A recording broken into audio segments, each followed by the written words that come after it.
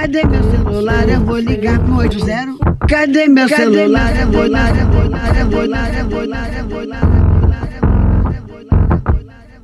Ninféias apresenta Pílulas Feministas.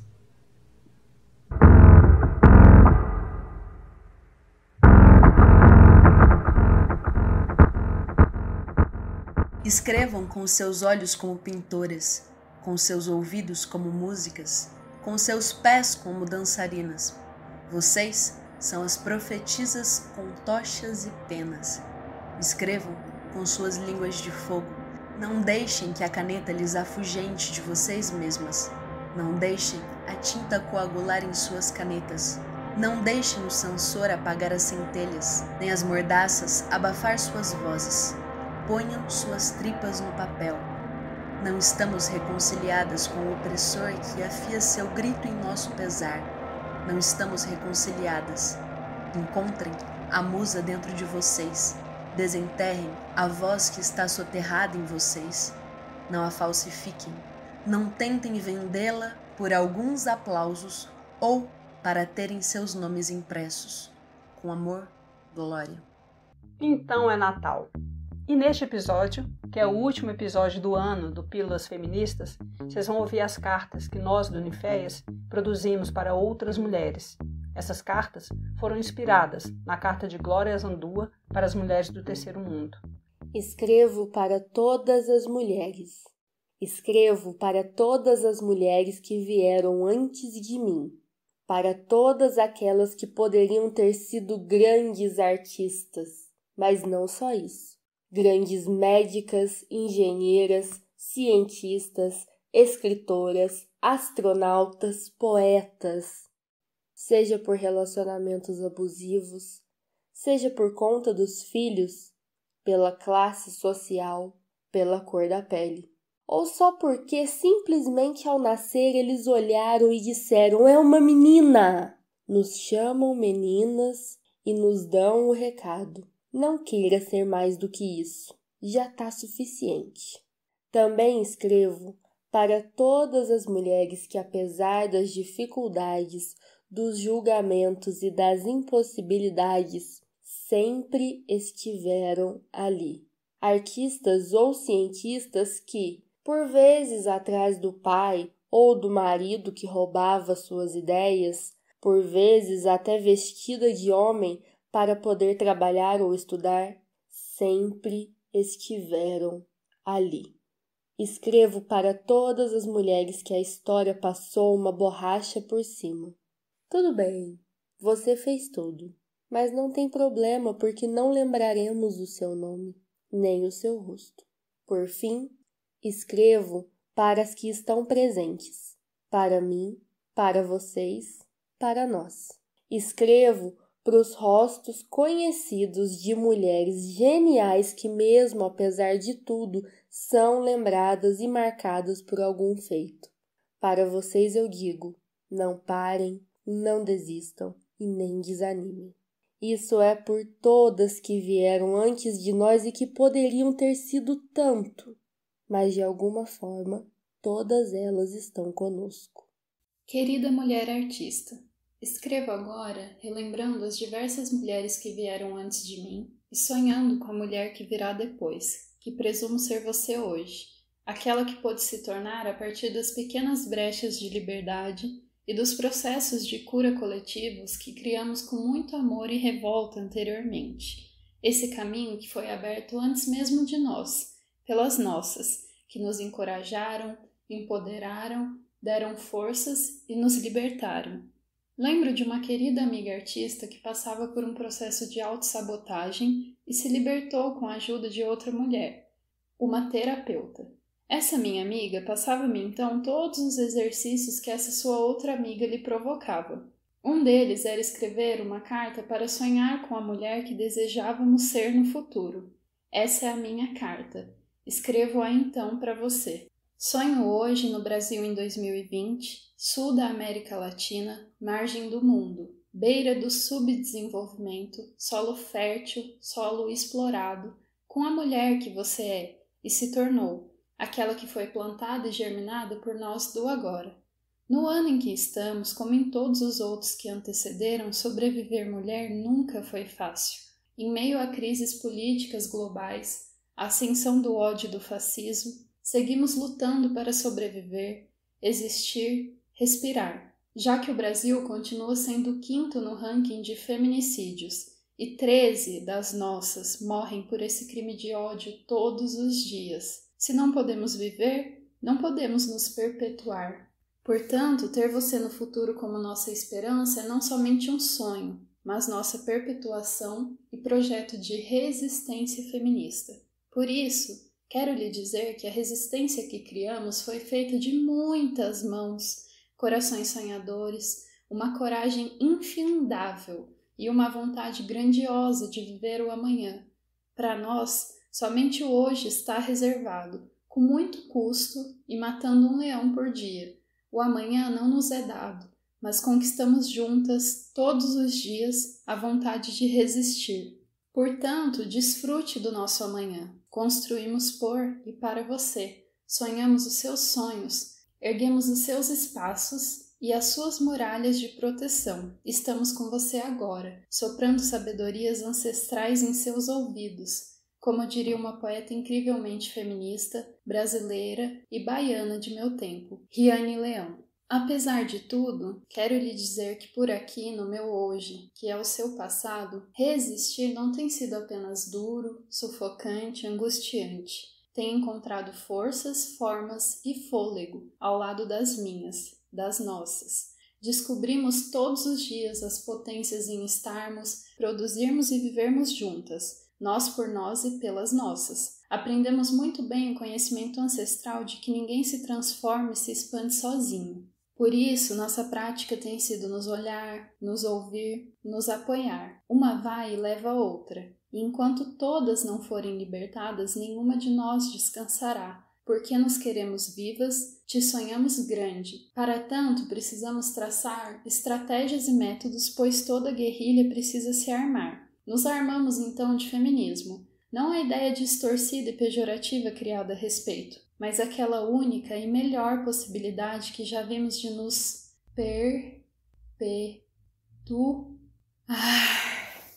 Juntas entendemos a necessidade de nos amarmos e armarmos. Então pesquisamos, estudamos e estruturamos teorias e práticas que nos serviram e que te servirão. As duas maiores lições que devemos lhe deixar são a respeito da interseccionalidade e da decolonialidade. Esses devem ser os passos da nossa libertação, porque pela interseccionalidade nos enxergamos inteiras, observamos nossas subjetividades e especificidades e buscamos criar juntas os melhores caminhos possíveis para cada uma de nós. Pela decolonialidade, voltamos ao passado e partimos de lá para a nossa jornada de libertação. Entendemos as opressões, amarras e submissões aos quais fomos submetidas e aprendemos a combatê-las. Muitas das nossas do agora escrevem, desenham e produzem a respeito. Espero que em seu tempo ambas as ideias sejam prática, mas caso precise da teoria, estamos aqui. Faço parte hoje de um grupo de mulheres artistas, professoras e pesquisadoras que pelas vias do feminismo se entenderam maior e melhor. Confesso ter tido as melhores reflexões, discussões, criações e produções junto delas. Com elas aprendi e criei meus passos de libertação. Criamos juntas nossas próprias brechas. Aprendemos e ensinamos em escolas, partilhamos em comunidades, colorimos as ruas, invadimos o rádio, pintamos a nossa resistência. Não à toa carregamos nome de planta, ninféias, meio ninfas, meio feias, meio tudo que podemos ser. Ainda sobre a primeira mulher artista dessa carta, minha amiga amada, que me ensinou a me amar, partilhou dos melhores ensinamentos da terapia para que eu também pudesse me curar, Vitória, que já carrega em seu nome a realização, que rasgava os próprios desenhos por achar que não eram grandes, capazes, artísticos. Hoje grava seus desenhos em diversas e muitas peles. Eterniza a arte, pois ela já estava eternizada em seu caminho. 3 de suas obras mais incríveis estão em meu corpo-tela, pois assim, somente assim, juntas, podemos aprender a nos libertar e nos curar. Hoje está chovendo aqui em Ouro Preto. um friozinho de invadir o ânimo, mas está quente pelando aqui dentro. 2 das amigas e maiores inspirações na caminhada de artista lançaram uma revista sobre arte negra e política pela manhã. E é assim que germinamos as sementes para você e as suas. Não deixem de cultivar, de se cultivarem. Acreditamos em vocês, acreditem em nós. Germinem suas sementes nas brechas. Muitas plântulas aqui hoje brotam e reexistem nas gretas dos asfaltos duros e quentes, mesmo nas capitais. Espero que no seu tempo nossos frutos possam inspirar suas flores. Com todo amor, Carol Moraes. Uma carta pessoal, mas impessoal também. Aqui eu me dirijo a todas vocês, mulheres negras, que, como eu, compartilham algumas dororidades. Dororidade é um termo cunhado por Vilma Piedade, ao perceber que a tão replicada palavra sororidade não dava conta das vivências de mulheres atravessadas pela cor. Sendo assim, a autora desembola o termo dororidade, que trata especificamente sobre estas pessoas, nós, mulheres negras. Piedade deixa evidente a importância da sororidade para fazer com que as mulheres brancas escutem e deem atenção a vivências diferentes das suas, as de mulheres racializadas. Para estarmos juntas nessa luta, mulheres brancas, vocês precisam escutar muito mais mulheres, muito mais pessoas negras, no geral mesmo, pois a dor preta, ela é coletiva e ancestral. Bom, mulheres negras, penso que existem 1000 motivos para tantas semelhanças em nossas dores. Somos muitas e são muitos traumas. São dores que nascem conosco, vindas de um passado nem tão distante. Infelizmente, em nossa sociedade, muitas vezes já nascemos com um futuro não muito diferente daquele de nossas mães. A tão sonhada universidade, o tão sonhado salário bom para melhorar nossa vida, ainda não bateu em todas as portas de mães solteiras, né? Não se culpem pelos traumas transferidos de geração em geração. É difícil mesmo ser mulher e negra em uma organização social de homens brancos, heteronormativa e capitalista. Somos a base de tudo que mantém a sociedade de pé. Porém, para muitos, somos dados estatísticos que parimos outros dados estatísticos. Uma história que se repete há 5 séculos na América. Essa de pôr no mundo a mão de obra, não esquecendo de também ser mão de obra. As costas vão doer muito ainda. A gente está levando muito peso nas costas. E eu digo isso para que a gente possa chegar em outro lugar, que é o livro O Perigo de uma História Única, de Chimamanda Ngozi. Há muito eu venho criando um afastamento de roda de conversas, pois toda vez que me vejo em uma, me sinto ansiosa, quero sair antes mesmo de começar. E é engraçado, porque estudar artes me faz cair em rodas de conversa sem nem perceber. Quando vejo os relatos pessoais já estão me atravessando. Por muito tempo eu pensei que estava perdendo meu ouvido feminista, ou que era objetiva demais e as pessoas ficavam enrolando, relatando suas histórias, ou simplesmente estava sem paciência. Estava passando por um momento de muita autocrítica, já que faço parte de um grupo que propõe, com certa frequência, esse formato de roda. Mas ao ler esse livro, pude encontrar as respostas para essa sensação. Esta passagem do livro, que eu vou ler para vocês agora, representa um pouco isso. Então, num sábado, nós fomos visitar a aldeia e sua mãe nos mostrou um cesto com um padrão lindo, feito de ráfia seca por seu irmão. Eu fiquei atônica, nunca havia pensado que alguém em sua família pudesse realmente criar alguma coisa. Tudo que eu tinha ouvido sobre eles era como eram pobres. Assim havia se tornado impossível para mim vê-los como alguma coisa além de pobres. Sua pobreza era a minha única história sobre eles. Anos mais tarde, pensei nisso quando deixei a Nigéria para cursar a universidade nos Estados Unidos. Eu tinha 19 anos. Minha colega de quarto americana ficou chocada comigo. Ela perguntou onde eu tinha aprendido a falar inglês tão bem e ficou confusa quando eu disse que, por acaso, a Nigéria tinha o inglês como sua língua oficial. Ela perguntou se podia ouvir o que ela chamou de minha música tribal e, consequentemente, ficou muito desapontada quando eu toquei minha fita da Mariah Carey. Ela presumiu que eu também não sabia usar o fogão. O perigo de uma história única é devastador em grande contexto, pois no exemplo dado acima, Chimamanda não se sentiu mal por sua colega ter uma única história da África. Ela sentiu-se mal por perceber que não era ela a única a pensar assim, e sim todos os Estados Unidos. Naquele dia, ela percebeu que essa situação desconfortável era mais comum do que podia imaginar. E ao perceber que até ela já pensou assim sobre alguém, entendeu-se em ambos os lados da moeda, e a dimensão que pode tomar uma única única história contada por outros. A dimensão propagada pela história machista colonial no Brasil criou ficções literárias, teatrais, filmográficas sobre a fraqueza e a inutilidade da mulher, hipersexualizou e desumanizou mulheres negras. E mal ousa falar sobre pessoas trans. A grande problemática é que essa ficção se tornou real e há muitos anos desempenhamos estereótipos que foram colocados sobre nós por pessoas que nunca poderiam ter contado a nossa história. Mais conhecido também como roubo de lugar de fala, né? Que, em minha opinião, tem um vínculo com expressões coloniais ainda presentes no território brasileiro. Outra citação.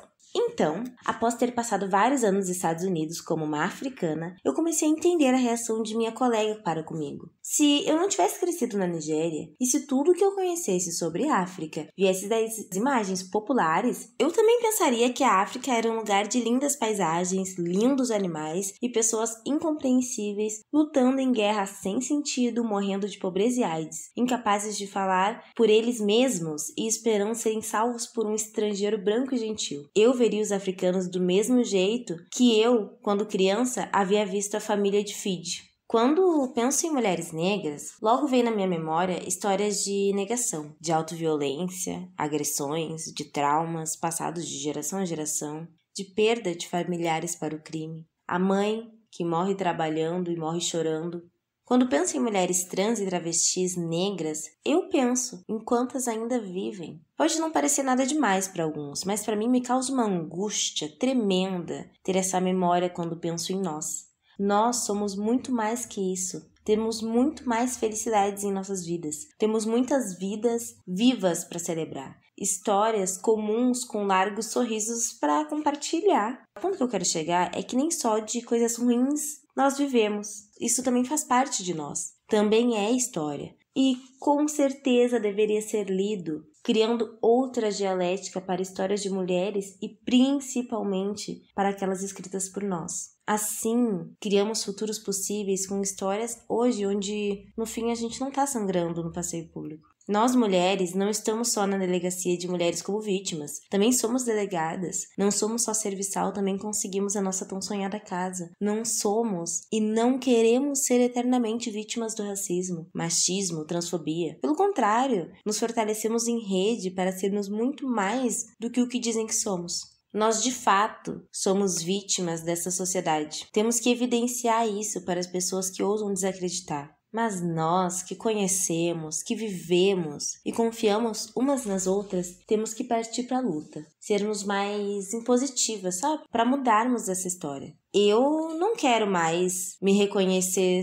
somente em agressões. Eu aposto que nenhuma outra mulher quer. As famosas rodas de conversa são essenciais no quesito organização feminista. Porém, quando ocupamos 99% do tempo da roda relatando as mesmas dores, não teremos tempo efetivo para nos preparar para a luta. Tornar as rodas de conversas mais objetivas quanto aos seus propósitos pode ajudar muito no direcionamento das falas. Se estamos em uma roda para contar nossas dores, que assim seja. Mas se for para tirarmos encaminhamentos, que a discussão se encaminhe desde o início para isso. Porque as nossas dores, elas são reais. E são conhecidas por todas as presentes. E encontrar formas de mudar isso é tão importante quanto relatar essas situações. Dito isso, eu me volto a pensar sobre nós, mulheres, em todas as nossas performatividades, que compartilhamos deste território e compartilham de histórias comuns também. A história que contamos hoje como um pedido de ajuda para nos libertarmos foi escrita há muitos anos e não por nós. Sim, por machos, brancos, em suas poltronas de poder por uma perspectiva falocêntrica. Temo que, se não começarmos a mudar nossa história hoje, nossas netas ainda passarão pelas mesmas situações. Que não seja mais a dor a nossa única história. E para isso acontecer, teremos que enfrentar de forma até mesmo violenta, se necessário, esses padrões excludentes. Além disso, muitas pensam melhor que uma. E desejo que este espaço de encontro, que fortalecem as nossas redes, sejam espaços de cura, onde tomemos atitude para mudar as nossas histórias. somos feridas abertas que vão se fechar, nem que seja no ódio. Mas não entre nós. Não deixemos nossas irmãs adoecidas pela insegurança da existência, pois juntas somos resistência, dispostas a lutar com quem for para nos salvar. Porque o seu agressor é o mesmo que o meu, o escritor da sua história é o mesmo que o meu. Então, vamos reescrever as nossas histórias e não permitir que jamais voltem a falar por nós. Carta às artistas das margens que estão por vir. Ouro Preto, 10 de dezembro de 2020. Olá, querida. Já faz um tempo que tenho pensado em te escrever. Eu, de fato, nem sei se nos conhecemos ou se chegaremos a nos conhecer, mas escrevo hoje pensando em ti. Menina, jovem ou mulher, que ainda se encontra na dúvida se é artista ou não, se teria aí em suas mãos, corpo ou boca alguma coisa para abalar o mundo. Escrevo para que suas palavras e desejos não sejam sufocadas num diário, levado ao banheiro de madrugada para ser preenchido com todas as suas intensidades e urgências de mundo. Escrevo para que possa ter coragem de ler as suas próprias palavras com carinho quando a madrugada findar. E também para que essas palavras sejam seu próprio chão, ainda que nesse momento você ainda não tenha muita certeza disso. Sabe, te imagino de cabelos crespos ou cacheados, encolhida ou jogada na cama, segurando essa carta que estava guardada por algum tempo para ler quando tivesse cabeça. Te imagino de pele clara, escura ou manchada, com os olhos miúdos e atentos, lendo mentalmente para não acordar ninguém. Pode ser que aonde você esteja agora, você nem tenha necessariamente um quarto para chamar de seu, um espaço que lhe ajude a construir e perceber os seus pequenos grandes movimentos internos com vigor, mas te imagino e te desejo força, escuta e atenção. Hoje faz uma noite calma e fresquinha em Ouro Preto. A minha escrivaninha está repleta de livros, de copos com resto de café ou cachaça e uma vasilha de plástico amarela, com o restante do macarrão que sobrou do almoço e acabei de esquentar para a janta. Enquanto meus 2 gatos correm pela casa com os olhos esbugalhados de tanta excitação. Isso pode te parecer um luxo meio desgrenhado, mas é assim que têm sido os meus melhores dias. Esse mundo que talvez você sonhe não é tão repleto de mágicas quanto parece. Ele tem muito machismo, muito classismo, muito racismo e tantos outros preconceitos e disputas de ego. E você precisará aprender a filtrar muita coisa a todo momento em que estiver dentro dele, independente se esse lugar for o seu bairro, a sua cidade ou em qualquer outro lugar no qual você queira estar. Por isso, o riso é algo tão importante para ser cultivado. Eu não aprendi a fazer isso e até esse instante isso me faz muita falta.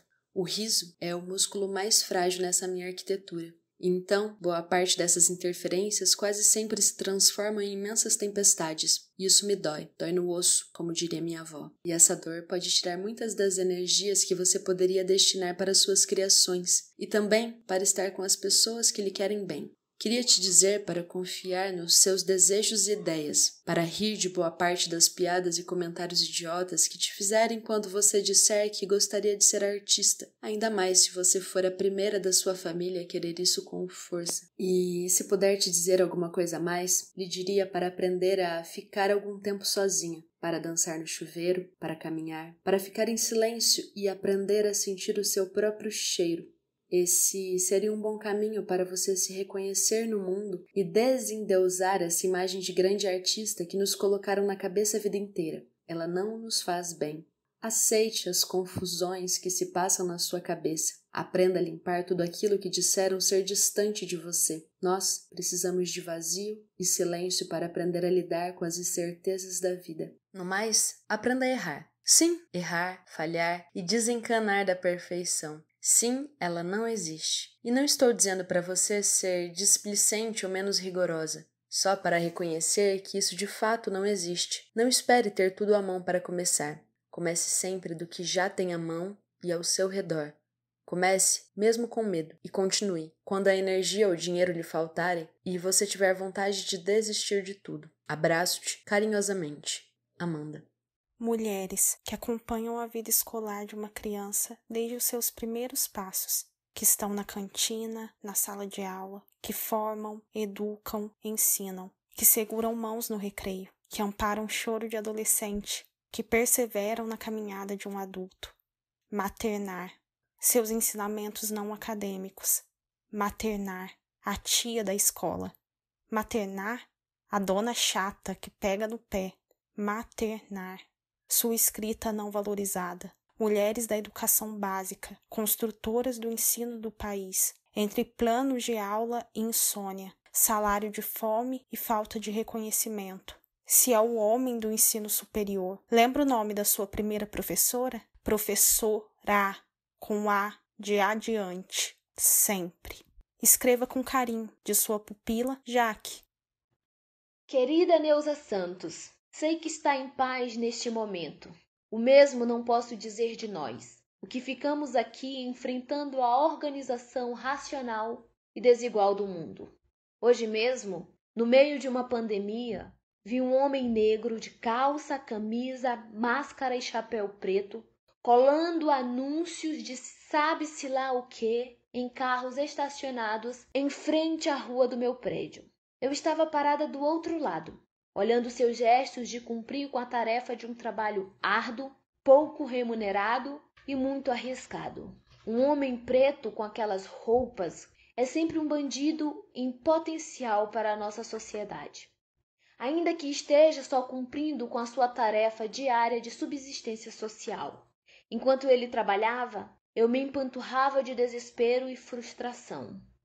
O desejo de desistir apareceu nesse momento. Fiquei sem ar. Parece ser essa a nossa única opção? Desistir? Quando soube o que fez, o de se jogar do alto do seu edifício, me ocupei então em pensar sobre a força positiva do desistir. Ao longo da vida, fingimos insistentemente que somos livres, democráticos e autônomos. Quando nos encontramos com a realidade dos fatos, entendemos que dentro da cartela de escolha da vida social, somos livres. Mas fora deste limite, atravessando essa cortina, somos vistos e tidos como perturbadores dos sonhos e delírios brancos. E logo, somos punidos. Mas a escolha de desistir, pôr-se à morte ao se jogar da sacada do seu apartamento, é irreversível e não há espera para a punição. Não que você veja. Você executou sem intermediação do outro. Você decidiu ir, sem mais. As pessoas podem dizer que você estava fragilizada mentalmente, mas não deve se esquecer quem é você. Uma mulher preta, psicanalista, psiquiatra e doutora, que já tinha maturidade para escolher onde repousar seu corpo e sua vida. A única liberdade que ainda restava nesse mar de pedra. Querida, quero dizer que sua sacada me acompanha quando estou na rua, no ônibus, em trânsito. Quando encontro pessoas como eu, com um alvo na cabeça, no peito ou na testa. Respiro com dificuldade nesse momento. Só consigo pensar em sua sacada. O desejo e a sensação de desistir se apresentam. Me vejo em pé, olhando para ela entre o anseio de continuar ali fixa ou se jogar, cair e repousar. Por algum motivo, decido sempre ficar. Vejo-me afastando da sacada, enquanto sorrio da situação. Identifico nessa relação que tenho com sua sacada a presença da pulsão morte e pulsão vida freudiana. A morte atravessa a vida como a vida atravessa a morte. A sua sacada é o encontro com a morte que potencializa a força e o propósito da minha vida. Seguir. Há uma balança que precisa de equilíbrio. Talvez seja esse o meu momento de equilíbrio, pois olho a vida em panorâmica. Quando dou por mim, estou me afastando da sacada. Sinto que algo se renova e eu abandono esta condição de estar cheia de emoção e desespero. Talvez tenham sido elas, as emoções e os desesperos, que se jogaram sacada abaixo enquanto eu sigo vivendo, sobrevivendo. Massinha Baobá. Ei, mãe, tem muito tempo que a gente não se fala, né? Sinto saudade de você. E mais saudade ainda de não ter tido tempo. Ou sei lá, de não ter tido maturidade. Hoje sei tanta coisa que eu gostaria de ter sabido em tempo, para te entender enquanto você ainda estava aqui, perto de mim. Coisas que me fariam ter mais paciência e mais gentileza com você. Mais sororidade, que é uma palavra que a gente fala muito e pratica pouco. Se eu soubesse tudo que você enfrentou, tudo que você viveu e sofreu, eu não teria te julgado tanto. Sei que você vai dizer que você ainda está por perto, mas não é a mesma coisa. Sei que também vai dizer que é para eu não me cobrar tanto, que tá tudo bem, que você entende a maneira como eu te via, que fica feliz que hoje eu compreenda. Mas dói, sabe? Lembrar de você e saber que não tivemos essas conversas sinceras, que nunca tivemos a chance de refazer nossa relação, que você se foi sem saber o quanto eu te amo. Dói muito saber que nunca te dei o amor que você merecia, o cuidado. Claro que eu posso dizer para mim mesma que você era muito dura, muito nervosa, que era difícil conviver com você. Não são mentiras, mas são injustiças, porque hoje sei que apesar de todo o seu sofrimento, você permaneceu conosco. Você nos protegeu, nos deu educação, nos libertou, a mim e a minha irmã. Ela sim teve a sapiência de estar com você de outra maneira. Nunca vou poder agradecer a imensa generosidade dela e tudo que ela fez por você e com você antes que você partisse. Nunca vou ter palavras para agradecer as viagens, a geladeira nova, o tango na Argentina, que era o seu sonho, né? Desde menina. Eu lembro quanto você amava Carlos Gardel e guardo seus discos até hoje. Mãe, eu queria te dizer que eu sinto orgulho de você, muito orgulho de ser sua filha. Orgulho de tudo que você me ensinou com seu exemplo, mesmo que a contragosto. Eu também queria te dizer que nada do que aconteceu foi culpa sua. Você tinha o direito de sonhar mais alto, de ir mais longe que as mulheres da sua família.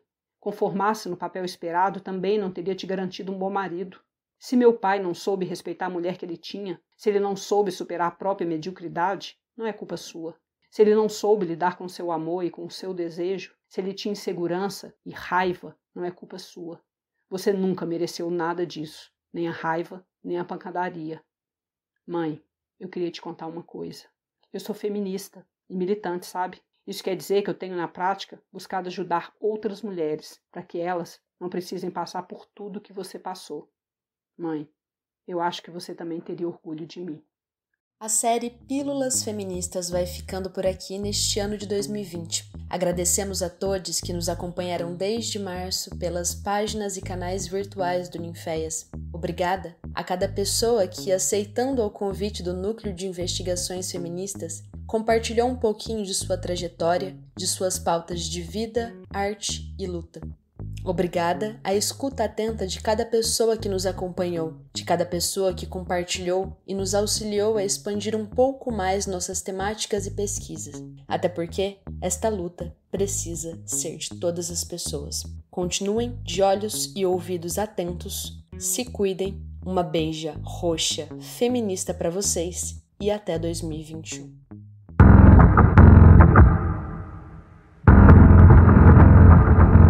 Essa foi mais uma produção do Ninféias, Núcleo de Investigações Feministas, com o apoio da Pró-Reitoria de Extensão da Universidade Federal de Ouro Preto.